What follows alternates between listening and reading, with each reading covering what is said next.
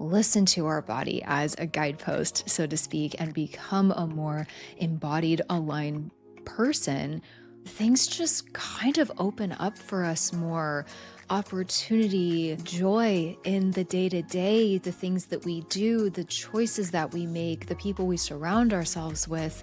We can really suss out and feel what does feel good and what doesn't feel good. What if your body could become your compass for moving forward when everything feels completely stripped away from you? Because here's the truth. After loss, most of us feel completely disconnected from our body. I see it in a lot of the people that I coach and support. And we sometimes don't feel safe in our body or our mind. We don't trust it the way that we used to.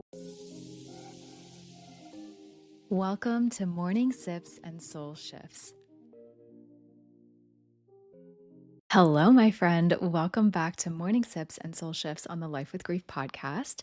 Today, I want to just kind of talk about and sit with something that has become, I should say, really sort of alive for me in the last maybe like year and a half or so.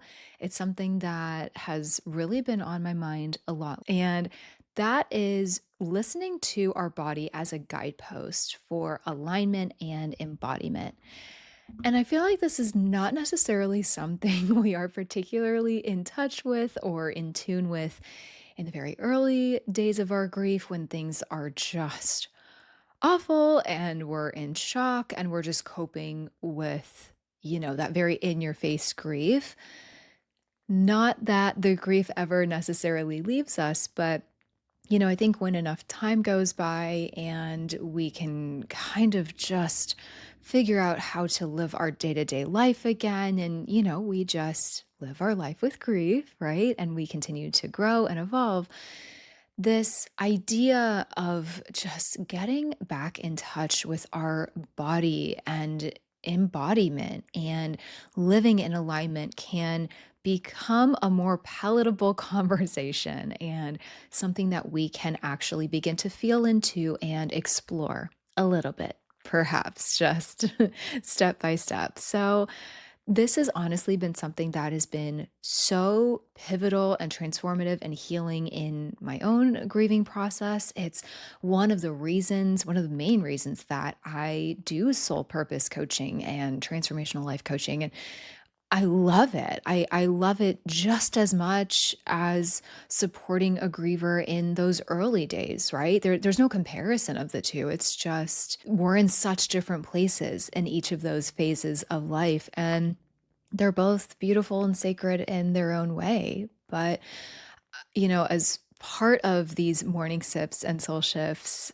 episodes and conversations, I love to sprinkle a little bit of this in here because when we can listen to our body as a guidepost, so to speak, and become a more embodied, aligned person, things just kind of open up for us more opportunity, joy in the day to day, the things that we do, the choices that we make, the people we surround ourselves with. We can really suss out and feel what does feel good and what doesn't feel good. So, just to kind of reflect this back to you today, I would love for you to, ponder this question, answer it for yourself, whatever feels good to you. What if your body could become your compass for moving forward when everything feels completely stripped away from you? That's the little mini conversation I want to have today. Because here's the truth. After loss, most of us feel, completely disconnected from our body. I certainly did. I don't want to speak for you, but I certainly did. And I see it in a lot of the people that I coach and support. And we sometimes don't feel safe in our body or our mind. We don't trust it the way that we used to. For some of us, don't even want to be in it, right? Maybe you feel numb, like you just can't access any real emotion or sensation at all. I see this all the time. Maybe your body feels like it's in overdrive, right? You're anxious, you're restless, you feel kind of wired, you maybe can't shut off. And grief can make us just overall really distrust our body, right? Like we might kind of literally or figuratively ask, like, why is it betraying me with panic, with exhaustion, with tears, with not feeling perhaps when we really want to feel? We know it's good to feel, but we, again, just kind of can't access that somehow. And all of this and more is such a normal grief response. It's not a flaw in you. If you can relate to anything I just said, it's not a flaw. It's a survival strategy, really. Your nervous system is trying to protect you from what feels unbearable. And sometimes that looks like maybe shutting you down a little bit or going numb because it's just almost too much to feel it all at once, if that makes sense. Other times, it can look like really ramping you up so you can kind of outrun the pain.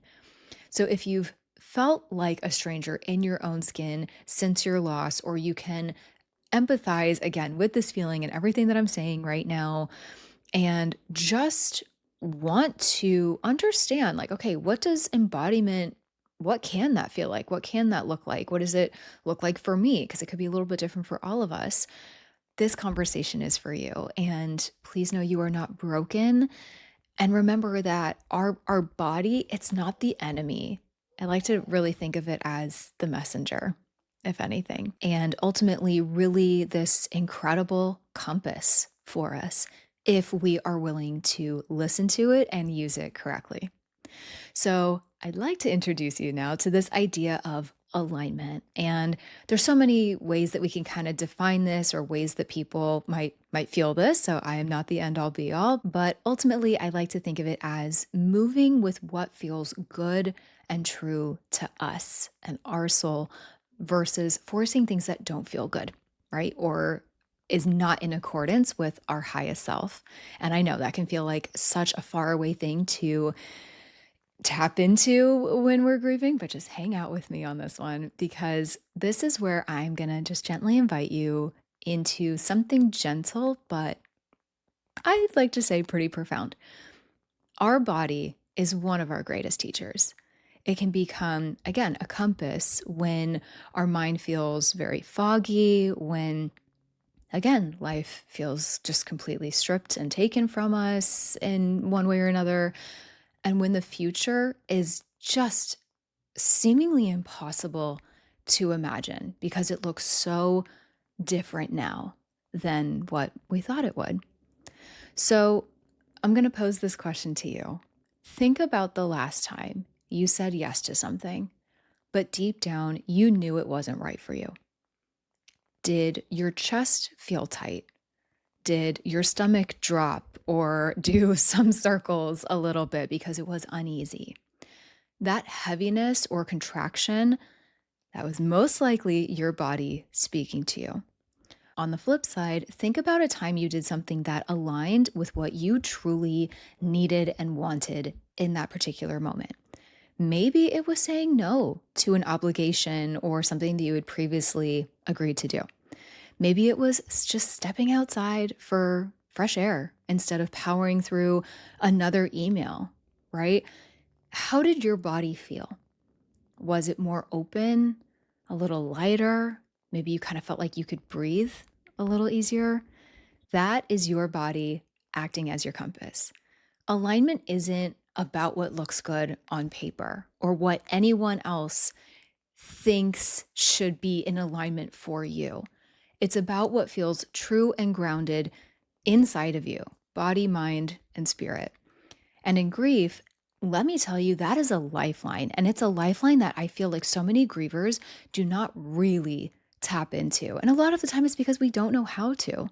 And that's okay. But let's be honest, so much of our life and life as we knew it has been one way or another ripped away from us in some capacity. Our identity, our rhythms, our sense of normalcy, perhaps someone that we really depended on or just miss so deeply. And with those losses, whatever it looks like for you, we often don't know who we are anymore or what we want out of life. Like it's all just completely upside down now. But if we start listening inward, the body can truly begin to guide us back to ourselves. And this might be, probably will be, a new version that you've maybe never met before, that you're just getting to know. And so I've talked about this a little on the podcast before, but I just invite you to get to know that person with love and compassion and curiosity instead of tension and pushing that away. And that all comes with time, right? Like we can't necessarily do that before we're ready, but I like to think we have to challenge ourselves in some healthy, gentle ways here, right? So let's just quickly talk about some practices to reconnect because you might be like, okay, Tara, so that's great and all, but like, how do we practice this, right? So let's make it tangible here as much as we can in this little mini-sode. It's a big conversation, but hang with me. I think it's good to start with small check-ins. Right now, as you're listening, just notice, what do I feel in my body? What am I noticing right now? Is your jaw tight? Are your shoulders up by your ears and you don't even realize it? Is your belly soft or tense? And this isn't about judging yourself, right? It's all of these practices, it's just about awareness. And if it feels good to you, or if you're able to right now, depending on where and how you're listening to this, you can place a hand on your heart or your belly or both and take one slow breath and check in and ask yourself, what do I need right now? Sometimes the answer is rest. Sometimes the answer is movement, to move through whatever emotions you might be feeling, anger, resentment, guilt, right? That can all build up in our body and it can cause and wreak havoc on our psyche and our body, our literal physical body. And sometimes it's reaching for connection. Sometimes it's reaching for solitude. And so we want to lean into that and lean into small choices and actions and just build that trust in ourselves again. So whether you're facing a choice, whether that's like, going to a gathering or taking on a new project, or even something simple, just like deciding what to eat, which can be difficult enough for us grievers, I know. Just pause and notice. Does this feel heavy or light? Tight or open? Constricting or spacious? I know this might sound like a lot of synonyms, but just whatever feels good to you. What feels supportive? What feels like too much? And your body, if you are really listening to it, will give you clues. And this is how we start to build what I like to call somatic literacy, learning the language of our body. And the language of each of our bodies is going to be a little bit different. But the more that we practice, again, the more we rebuild that trust in ourselves, we get to know what feels good, what doesn't. We can utilize breath work. There's, so many somatic practices that can help you tap into this. And what I think is so beautiful about this is the more that we do these practices and prioritize this for ourselves, we not only help ourselves, we show up more fully and more embodied for those around us as well. Because I know so many grievers that are like, I want to do this for myself, but I want to show up better for my partner, for my kids. Like, I just feel so stuck. I feel like I just, I can't quote, get over my grief. I can't do this. I can't do that. I can't do a laundry list of things. And there are so many really simple but impactful practices that we can do on a day-to-day basis or in little moments where we need them that can make such a difference here. Now, here's the really beautiful part. Listening to your body doesn't mean ignoring your grief. It's not about forcing your grief into positivity or bypassing the hard stuff. It's really setting us up for lack of a better term, success, and giving us more tools to be able to handle the hard stuff when it comes up, because inevitably it will, right? That is the nature of life. And it's about letting your body hold you in that grief while also pointing you towards what feels supportive, what feels aligned, and what feels life giving, even in those really small doses. And it's about reclaiming agency and trust through that embodied alignment. And this is really where that embodiment comes in. And I think embodiment, especially in grief, could be a whole separate conversation. I've talked about that here and there on the podcast before, but embodiment, again, can be defined differently by everybody. But I feel like, especially in the context of grief, it is choosing to live as fully as possible in your body, not outside of it, not in constant resistance to it. And it's remembering that grief and joy can both coexist in your cells at a cellular level and figuring out ways that resonate with us in order to help that along and make that happen. It's remembering that your body is so capable of carrying the ache of your loss while also guiding you towards moments of peace, clarity, and even joy. Eventually. I know it might feel very far away, depending where you're at in your grief right now. But it really does come down to living from a place of fullness and vibrancy and truth, with grief included when it needs to make itself known and come out, and allowing space for all of that to come through when it needs to. Because when we listen, we start making decisions and taking actions not from pressure or shoulds or society or people around us or anything, but from truth, from our truth. And we start to build confidence from that too. And it's a confidence that other people can feel when you walk into a room. There are so many incredible benefits to this embodiment and alignment work. I'm telling you, this is, again, it's why I coach on it. It's what helped birth some of the mini programs that I have, right? Because in doing all of this and in tapping into this, that is the key to how we begin to live fully again, not in spite of grief, but alongside of it. So, as we close this mini-sode out today, I want to just leave you with this. Your body, it remembers the way home, so to speak. Even when your mind feels scattered or lost or overwhelmed, your body has a wisdom that can guide you step by step.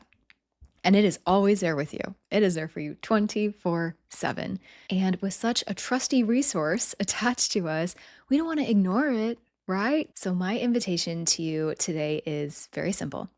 Sometime today, if you can, take one moment to check in with yourself. Place that hand on your chest and or your belly, breathe and ask, what do I need? What feels most true for me right now? Listen for the literal or the figurative whispers. They may be subtle, but they are always there because your body, it knows and it will show you. It will show you in the ways that we might feel physical ailments or when we are experiencing an undue amount of stress, right? We know how it shows up. We can probably, again, feel that constriction. There's a notable difference between that and feeling light and expansion.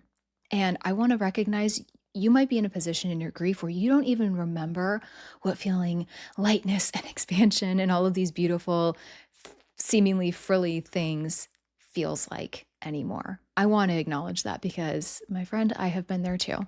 But that is the point of this little episode today, because I just want to remind you, when you start listening, you begin to come back to yourself. And slowly but surely, you do feel those moments of lightness and embodiment and alignment again. And once you start feeling those little moments, like more are going to come and it builds on itself. And I think that's been the most enlightening thing for me to kind of come from the losses I have been through and the grief. You just never know what could or will come your way, be it new relationships, a new job, an entirely new career path, a new place to live. Like, there is so much more. I'd never want to say like on the other side of grief because it makes it sound like it's like, okay, it stops here and then something else starts. It's never that black and white. right? But having gone through that gray area myself and witnessing a lot of grievers go through that gray area and maybe are still in that gray area a little bit, I'm still figuring out new things about myself every single day. But you see how far you've come and you see the darkness you have endured. And with the help of your body and doing these embodiment practices and living in accordance with our highest self and our highest truth, you can't go wrong. And once you start feeling that, there is no going back after that. It feels way too good to ignore.